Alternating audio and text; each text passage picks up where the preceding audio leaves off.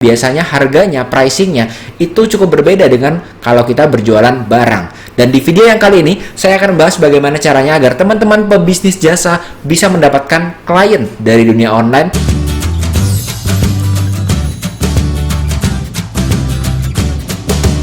Kalau saya bertanya kepada Anda, kira-kira apa sih yang disebut dengan jualan online atau bisnis online? Yang ada di pikiran banyak orang adalah saat kita berkata jualan online, maka yang dijual itu pasti barang. Dan kita kirimkan melalui jasa logistik ke seluruh Indonesia, bahkan seluruh dunia ya.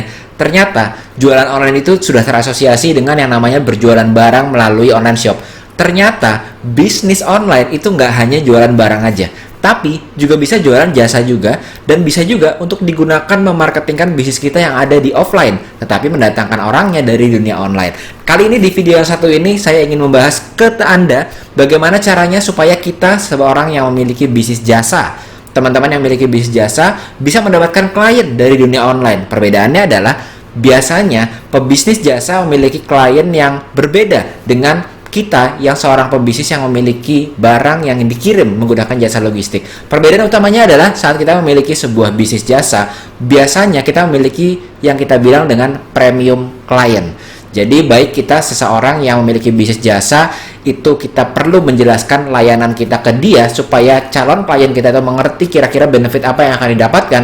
Tapi yang kedua adalah biasanya harganya, pricingnya itu cukup berbeda dengan kalau kita berjualan barang. Dan di video yang kali ini, saya akan bahas bagaimana caranya agar teman-teman pebisnis jasa bisa mendapatkan klien dari dunia online untuk nantinya bisa menjadi klien bisnis jasanya kita.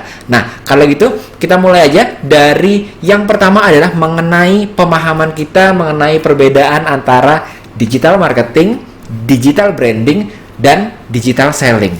Biasanya kita sebagai seorang pebisnis jasa, begitu kita masuk ke dunia online, yang kita pikirkan adalah bagaimana caranya agar kita bisa memarketingkan bisnis kita. Makanya di dalam pikiran kita, saya harus belajar yang namanya digital marketing. Atau kemungkinan kedua adalah karena saya pebisnis jasa dan mungkin kita mulainya secara independen sendiri ataupun tim yang kecil hanya beberapa orang saja, maka yang kita perlukan adalah saya perlu membranding diri saya sendiri di dunia online. Maka solusinya adalah personal branding atau yang kita sebut dengan bagian dari digital branding. Jadi membranding diri kita sendiri supaya orang-orang tahu siapa diri kita. Ternyata branding dan online marketing tidak bisa mendatangkan klien buat kita. Mungkin teman-teman sudah merasakan yang di bisnis jasa dan mulai untuk personal branding, ternyata personal branding tidak otomatis mendatangkan pelanggan untuk kita, mendatangkan klien bagi bisnis jasa kita.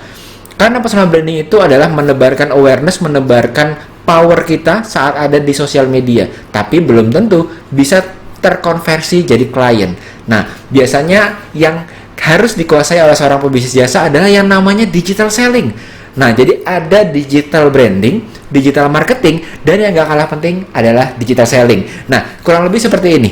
Jadi kalau kita lihat sekarang, di sini kita bisa melihat bahwa ada bagian buletan yang bentuknya digital marketing, lalu di sebelah kanannya ada bulat lagi yang tulisannya digital selling, dan di bagian bawah ada bulat lagi yang tulisannya digital branding. Nah, yang paling penting adalah intersection-nya atau arsiran yang bertemu di tengah-tengahnya ketiga-tiganya adalah bisa mendapatkan premium client. Artinya apa sih premium client? Katakanlah kita jualan pebisnis jasa, teman-teman memiliki bisnis jasa, seorang psikolog atau seorang hipnoterapi, seorang interior, mungkin interior designer atau arsitektur yang memiliki klien yang biasanya range harganya cukup mahal, ataupun kita memerlukan penjelasan ekspertis kita sehingga bisa dimengerti oleh calon klien kita, artinya membutuhkan edukasi, dan pastinya karena kedua ini artinya level trust yang kita butuhkan, level relationship building yang kita butuhkan lebih dalam dibandingkan dengan kalau kita hanya memiliki sebuah online shop, memiliki barang tersebut kita jual, posting-posting di dunia online, orang melihat dan dia langsung bilang bahwa kayaknya barang itu keren, menggoda, cocok untuk saya jika saya memakai dress tersebut gitu ya kalau wanita, atau kalau tas kayaknya saya pakai tas itu sambil naik motor itu keren, pasti langsung dibeli. Tapi buat teman-teman yang berbisnis jasa ataupun teman-teman yang berbisnis produk juga, tetapi harganya atau pricingnya cukup premium ataupun cukup kompleks seperti layaknya properti, maka teman-teman membutuhkan yang namanya digital selling selain dari yang kita sebutkan tadi branding ataupun marketing. Jadi di sini teman-teman bisa lihat bahwa ada analoginya. mengapa kita membutuhkan yang namanya digital selling.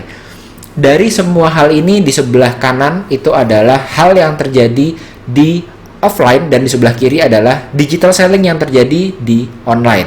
Jadi dari sini teman-teman bisa melihat bahwa tidak ada sama sekali perbincangan mengenai advertising, Google Ads, Instagram Ads, Facebook Ads, ataupun kita membangun awareness, membangun interest di dunia online.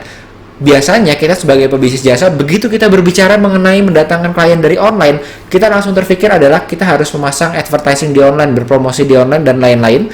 Ternyata ada komponen yang kita lupakan, yaitu komponen sellingnya. Karena sebuah bisnis itu ada 3 kakinya. Pertama adalah kaki branding, kedua kaki marketing, dan ketiga kaki selling. Saat teman-teman saat ini hanya menguasai digital branding saja dengan personal branding, belum ada marketing dan sellingnya, saya bisa yakinkan bahwa tidak ada klien yang datang melalui online. Kalau kita hanya berfokus pada branding dan marketing saja, itu pun masih kurang 1 kaki. Artinya bisnis teman-teman tidak berdiri kokoh di dalam online marketing, tidak berdiri kokoh di dalam selling dari dunia online. Artinya, sebuah pebisnis terutama yang jasa atau menjual produk yang cukup premium harus memiliki ketiga-tiganya, terutama digital selling. Apa sebetulnya kegunaan digital selling? Di sini kita bisa lihat bahwa kalau di dunia offline, maka seorang salesperson, seorang penjual, itu harus networking dengan orang-orang lainnya, lalu mencari opportunity dalam networking. Lalu selanjutnya, bisa juga kita speaking, jadi kita berbicara di depan publik sehingga banyak orang yang melihat kita, dan nantinya opportunity akan datang ke kita. Lalu juga ada meeting yang kita lakukan dengan calon-calon klien kita, itu biasanya kita lakukan juga di offline. Ada print publication, kita ikut menulis artikel di sebuah majalah sehingga nantinya kita bisa mendapatkan exposure atau mendapatkan keterlihatan yang lebih luas lagi.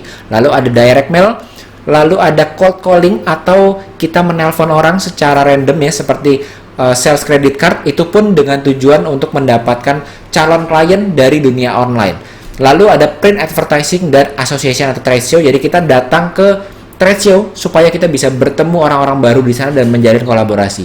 Ternyata ini yang disebut dengan selling di dunia offline. Kalau kita lakukan di dunia digital, maka ada sinonimnya, ada kurang lebih translationnya. Jadi kalau misalnya, kalau kita lihat lagi di sini, networking itu digunakan di sosial media. Jadi bukan rajin posting-posting konten saja, tetapi networking. Artinya kita betul-betul keluar di dalam sosial media dan kita menjalin relasi. Ini disebut dengan networking. Selanjutnya ada speaking. Artinya kita tampil di panggung dan kita bertemu banyak orang melihat kita. Ini adalah namanya webinar. Jadi ini bentuk selling di dunia online. Lalu ada juga meeting. Ini bisa dilakukan dalam dunia digital selling atau virtual selling melalui phone atau video. Lalu selanjutnya ada blog, email, search, lalu grup atau online conference. Jadi secara sadar terlibat dalam online conference supaya dilihat oleh orang-orang lainnya.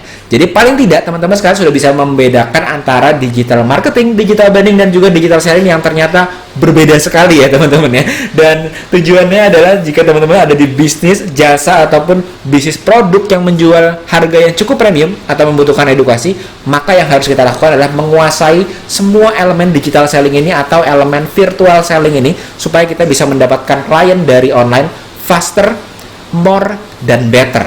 Oke teman-teman, jadi sampai sini dulu video saya yang kali ini. Semoga insight ini bisa berguna buat teman-teman. Dan jangan lupa terakhir, elevate your mindset and start your success journey today. Saya Yosef Abbas dari Sekolah Pebisnis. Sampai jumpa lagi teman-teman di video yang selanjutnya. Dadah!